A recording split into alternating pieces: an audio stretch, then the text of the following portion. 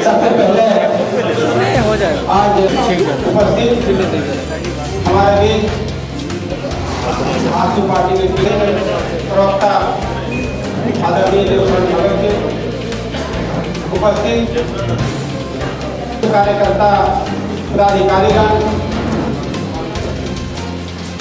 एवं मीडिया। एक जब 1986 की कल्पना थी तो युद्ध का कल्पना ये था कि एक प्रदेश की इस संयुक्त बिहार से इस प्रदेश को स्वतंत्र करना, आज़ाद करना, एक विचारधारा का एक स्वतंत्र पैमाने पर स्थापित करना उसका मूल उद्देश्य था। स्टेट मूल फोकस था। आज के दिन में जो उद्देश्य है वो स्टेट की कल्पनाओं को धरातल पर आधारित करना, ये बड़ा उद्देश्य है। मूल्यांकन नहीं करता, मैं उसके ठोस विषय पर विचार रखता हूँ। जब आप एक मानव के और मानव की कल्पनाओं को स्थापित करने के लिए आप जाएंगे तो इस बात का पूरा ध्यान रखना है कि चूँकि हम लोग लोकतांत्रिक व्यवस्था में मानवीय मूल्यों पर सबसे ज़्यादा बल देते हैं कि किन किन मानकों पर हम लोग कितना सुधार ला सकते हैं और कितनी जल्दी उन तक हम सुधार दे सकते हैं। हमें उस पॉइंट पर हम लोग उस पर कभी बैठ कर विचार करना चाहिए और विचार करके उनको फोकस करना चाहिए। नित्यदिन की आवश्यकताओं पर हम कितना दूर तक पहुँचे और हम कितना दूर पहुँच सकते हैं और उनके सहज रास्ते लोगों तक कैसे हम बना पाएंगे। तो ये कोल ब्लॉक, चूँकि ये दो तरह के, एक तो राज्य की संपत्ति और एक सेंट्रल गवर्नमेंट के साथ मिलके हमारा एक संपत्ति के रूप में इसको हम देखते हैं। भारत सरकार समय समय पर ऐसे निर्णय लेते हैं। राज्य सरकार अपना पक्ष की बात करने का हक है राज्य सरकार को अपनी बात करनी चाहिए, टेबल डिस्कस होना चाहिए।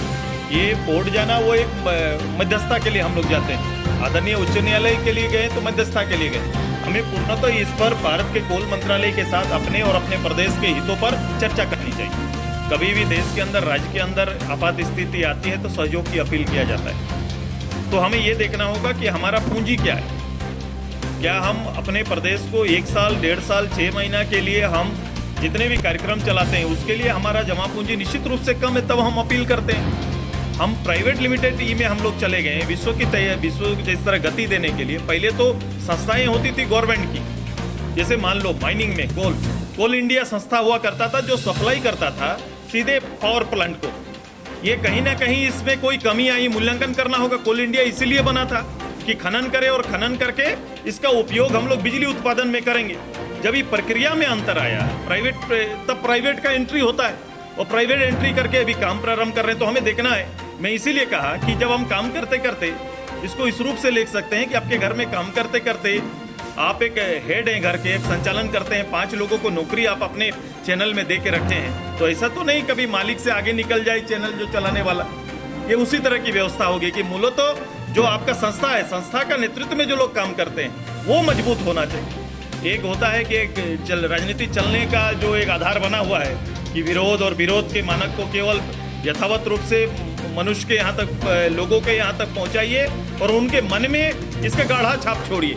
मैं तो पॉजिटिव करता हूँ कि इस वर्तमान हालात को निपटने के लिए मानवीय मूल्यों को सुरक्षित रखते हुए कैसे हम इसका विकल्प में जा सकते हैं, हम निराकृति सोचते हैं।